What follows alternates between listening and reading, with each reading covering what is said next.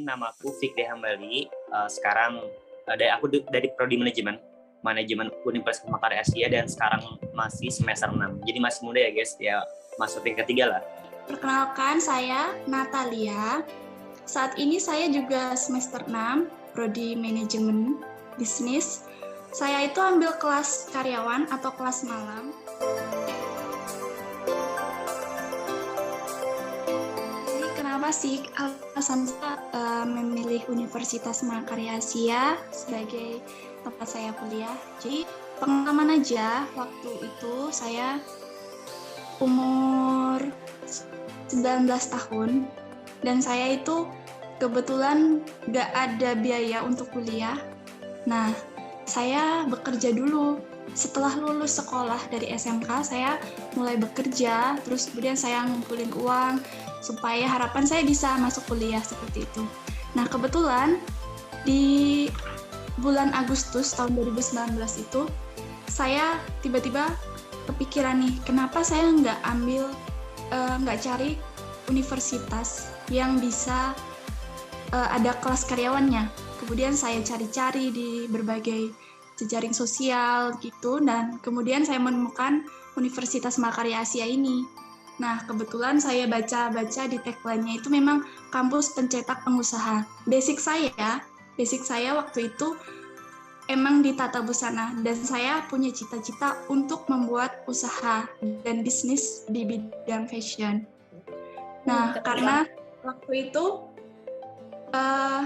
saya dipertemukan dengan banyak orang waktu ke Universitas Makarya Asia, dan kemudian saya berbincang-bincang dengan berbagai staf dan dosen di sana. Nah, kemudian saya mulai ada rasa tertarik nih, ternyata dosen-dosen di Universitas Mahakarya ini juga praktisi loh. Ternyata mereka bukan cuma sekedar pengajar, tapi mereka juga punya bisnis, dan bahkan banyak dari mereka itu yang bisnisnya udah berkembang besar banget, dan seperti halnya ini kayaknya bisa jadiin acuan saya nih, bisa jadi motivasi saya nih. Kayaknya keren nih kalau aku bisa kuliah di sini sambil kerja tapi juga punya bisnis. Nah, dari situ saya mulai tertarik. Jogja banyak banget ya teman-teman, ada kurang lebih 52 universitas kalau nggak salah. Itu banyak banget.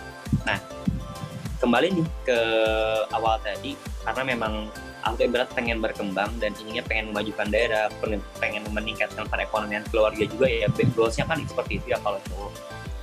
Ya udah, aku cari jurusan yang memang sejalan. Waktu itu ketemulah dulu sebelum jadi Unmaha itu namanya STIBENG, Sekolah Tinggi Ekonomi Bisnis dan Perbankan.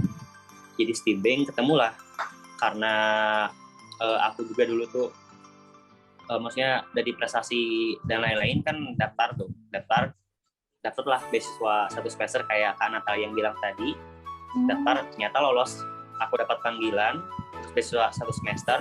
Ya udahlah, kata aku, oke, lanjut ngambil Unmaha, karena di sana aku benar-benar sholat isyaroh dulu ya teman-teman ya, sholat isyaroh apa aku harus ngambil atau enggak gitu. Dan ternyata jawaban daripada sholat itu ya aku harus pilih gitu. Dan ternyata ketika aku memilih Unmaha, ya disinilah Unmaha memang benar-benar bisa membuat aku bahkan lebih berkembang dan lebih menggali potensi dari diri aku pribadi.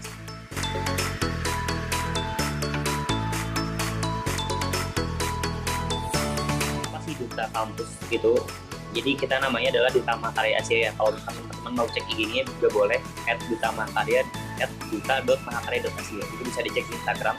Itu ibaratkan adalah kita sebagai brand ambassador Universitas Makarya Asia, di mana tugas kita adalah untuk menyampaikan bahwa Unmaha itu ada di Jogja, ada di Jakarta, dan di Batu Raja dengan 11 prodi dan 2 fakultas. Ini itu. Jadi di mana aktivitas kita itu berurusan dengan masyarakat, dengan orang-orang yang memang penting dalam itu, baik itu pendidikan maupun kegiatan-kegiatan. Jadi selain daripada tugas kami yang tadi gitu ya, tugas kami sebagai untuk menyampaikan bahwa ada Unmaha, itu juga aku berbagai kegiatan-kegiatan pengabdian masyarakat. Itu sih yang menjadi ibaratkan gini, karena kan gitu, kita itu dapat beasiswa gitu ya, dapat beasiswa. Nah, ada 2 pertanyaan sebenarnya, kenapa kita harus kuliah beasiswa? Pertama, beasiswa itu untuk apa gitu. Dan kedua, kenapa harus melalui beasiswa. Jadi beasiswa itu untuk apa, kita juga harus mawas diri teman-teman. Dalam artian banyak kan, maksudnya di Unmaha ini ada beberapa memang beasiswa. Pertama beasiswa Yayasan Cendekia Indonesia Sleman, nah yang nantinya itu adalah aku dan Kanetia contohnya penerimanya.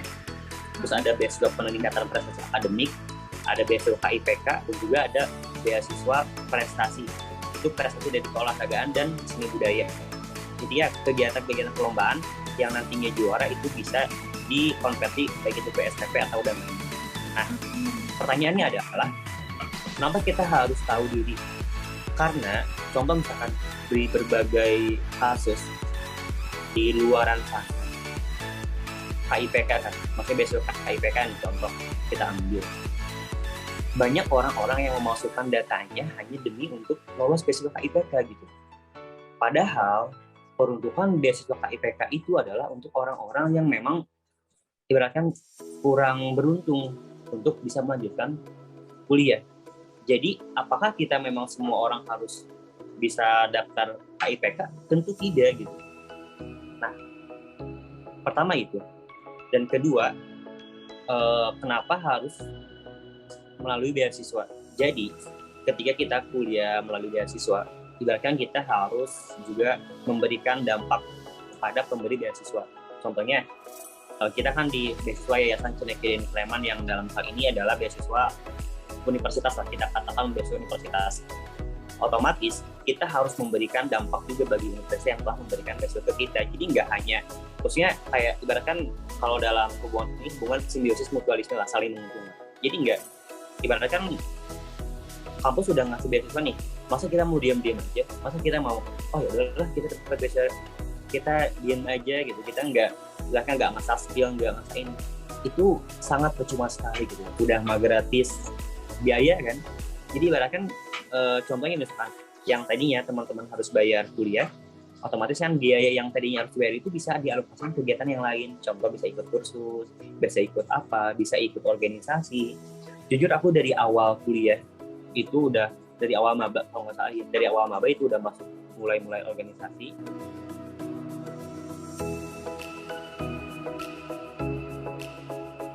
Jadi ketika di kampus lain, teman-teman ibaratkan mau ketemu rektorat atau mau ketemu siapapun orang penting di kampus, itu susah banget, harus minta izin, maksudnya harus ngadain surat inilah sampai nunggu beberapa pekan. Tapi ibaratkan di Unmaha itu pada welcome banget orangnya, baik itu dari birokrasinya, itu maksudnya mudah banget. Jadi teman-teman ketika ada hal apapun yang memang mendesak itu bisa langsung dihubungin. Itu jadi salah satu keunggulan Unmaha juga daripada tadi dari kegiatan-kegiatan di Unmaha ini sangat menunjang sekali sebagai seorang pembisnis. Itu sangat menunjang karena di berbagai mata kuliah itu memang kita difus untuk menjadi seorang pembisnis. Apalagi saat teman-teman memilih sebagai jurusan manajemen bisnis, itu intinya wawasan-wawasan tentang bisnis itu udah pasti diberikan sih. Dan ketiga tadi kan Natalia udah bilang bahwa di Unmaha adalah dosennya dosen praktisi. Karena kenapa dosen praktisi ini lebih unggul? Karena gini, di lapangan dalam hal bisnis itu kita nggak butuh teori muluk-muluk kok, enggak. Kita butuhnya tuh eksekusi. Jadi kita bisa belajar dari beliau-beliau semua. Jadi di Unmaha bukan dosen sih kalau menurutku, itu lebih ke mentor. Jadi mentornya artian kan yang benar-benar membimbing dari awal gitu. Kalau dosen kan ibaratnya kayak ngasih teori, kamu tuh gini, materinya gini. Tapi kalau di Unmaha enggak. Jadi didukung dari awal kayak gimana sampai Natal tadi bilang, intinya ya seperti itu. Itu ya yang menjadi keunggulan daripada Unmaha selain daripada mata kuliah, maksudnya selain pada jurusan dan juga tagline sebagai kampus pencetak pengusaha, juga memang ini adalah tempat orang-orang yang tempat yang cocok untuk orang-orang yang suka berproses menuju ke depan.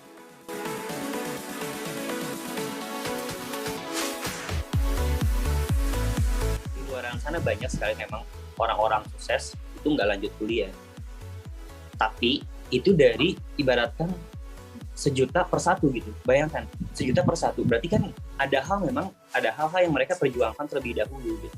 Ya mereka juga bisa pernah melanjutkan ke bangku kuliah, hanya mereka nggak sampai lulus, itu kan bisa jadi. Nah pertanyaannya adalah, apakah pendidikan itu penting? Jawabannya adalah iya. Kenapa iya? pendidikan itu adalah penting karena pendidikan itu ibaratkan batu loncatan untuk kita bisa meminimalisir kegagalan yang akan terjadi. Karena contoh misalkan teman-teman di sini kan lulusan S1 nantinya ketika kuliah.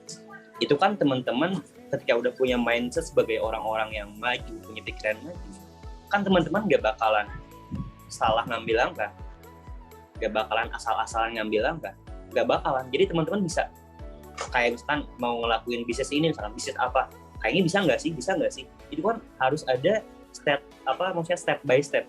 Jadi intinya itu adalah pendidikan adalah salah satu jalan untuk menggapai kesuksesan dalam hidup.